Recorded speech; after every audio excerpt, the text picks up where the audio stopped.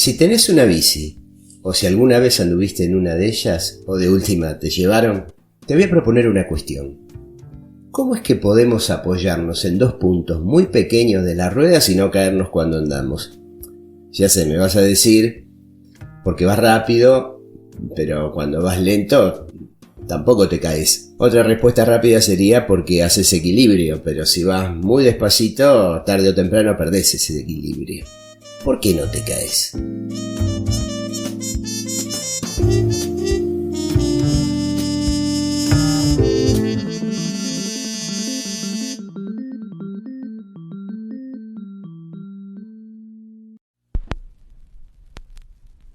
Esta pregunta sobre cómo se puede andar en bici sin caerse, se la formulé hace años a mis alumnos de la secundaria cuando era profesor de física. Y la verdad que fue divertido escuchar la respuesta de los alumnos un poco desorientados. La bicicleta es probablemente el único vehículo que aprendemos a conducir cuando somos niños y que utilizaremos durante el resto de nuestra vida si no tenemos otro medio. Sin embargo, rara vez nos hemos detenido a pensar en los conceptos físicos que están relacionados con ella, aunque a simple vista parezca imposible que alguien pueda mantenerse en equilibrio sobre dos rueditas. Las bicicletas que usamos actualmente tienen un diseño que permanece casi sin cambios desde hace décadas, y los fabricantes rara vez lo modifican simplemente porque funciona bien. La cuestión es que andar en bicicleta es bastante fácil una vez que uno aprende. Y todos los ciclistas, en un acto de fe, simplemente nos montamos encima y no nos dejamos caer. Hace como 170 años comenzó a usarse la bicicleta, y desde entonces ni los fabricantes de estos artefactos, ni los físicos que estudian han sido capaces de explicar con precisión cómo funciona su producto. Y todos los ciclistas, en un acto de fe, simplemente nos subimos en la bici y no nos caemos al andar. Una buena pista para entender su funcionamiento es el hecho de que estar en movimiento ayuda a no caernos. Cuando la bicicleta avanza, sus ruedas están girando. Uno de los factores de los que depende su estabilidad es el llamado efecto giroscópico.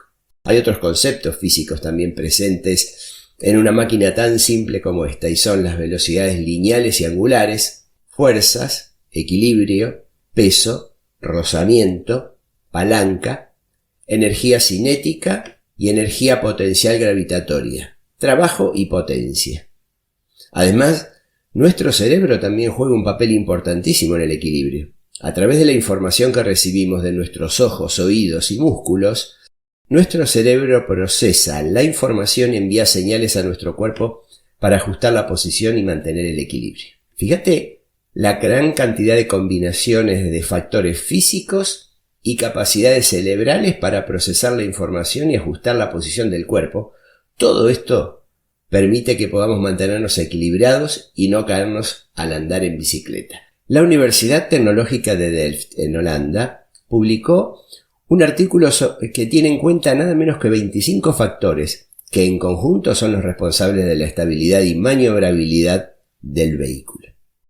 Pero todo esto me llevó a pensar en una palabra que usaron los científicos cuando se refirieron al uso de la bicicleta. Se realiza un acto voluntario de fe al subirse, confiando en que uno no se va a caer.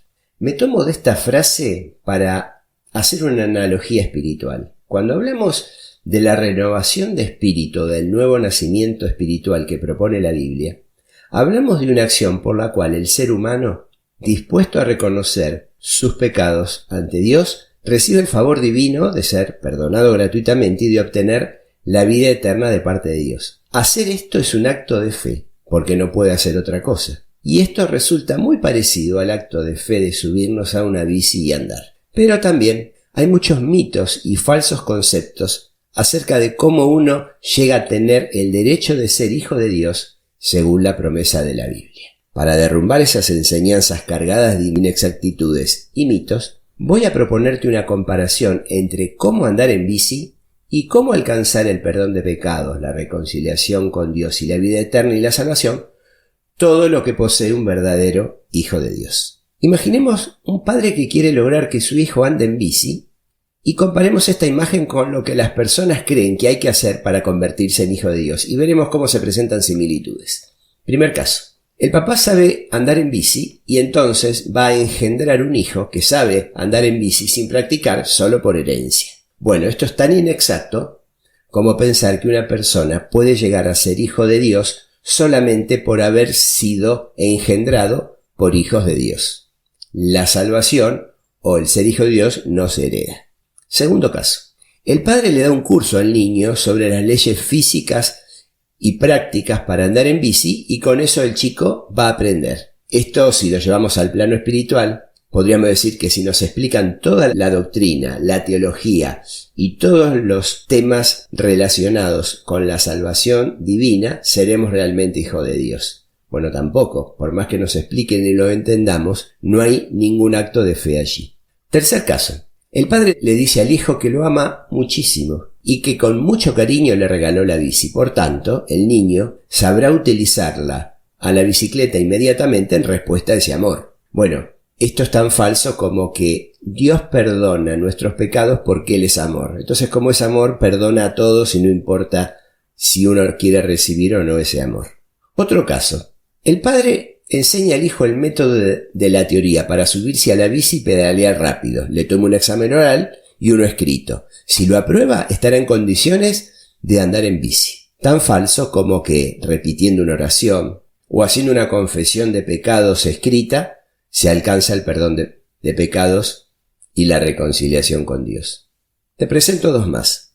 El padre hace desarmar y armar la bici a su hijo pieza por pieza, para que aprenda a conocerla y así, una vez que terminó de armarla otra vez, ya va a saber conducirla. Bueno, esto es tan falso como que primero debemos conocer a Dios, leer toda la Biblia e instruirnos bien de todo lo que significa y entonces de esta manera Él nos va a transformar en hijos de Dios. Y por último, la bici es sostenida por dos personas a cada lado mientras el niño conduce la bici y así evita que se caiga.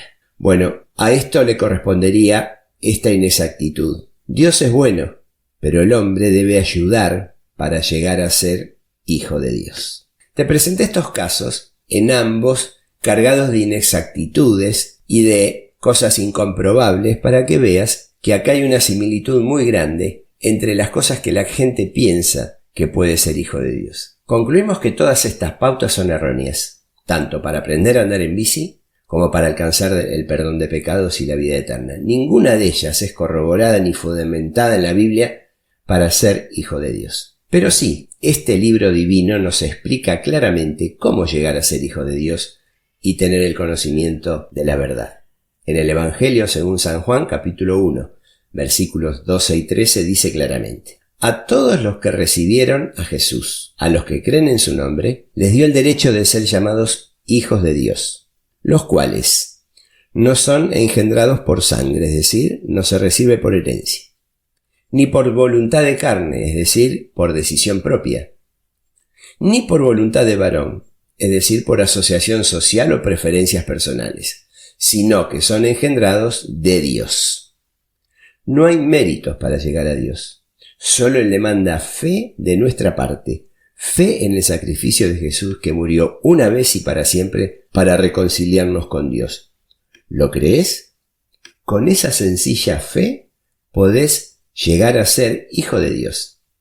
Acordate de este paso de fe que tenés que hacer o que tenés que recomendar hacer la próxima vez que veas a una persona andando en bici o cuando conduzcas una de ellas.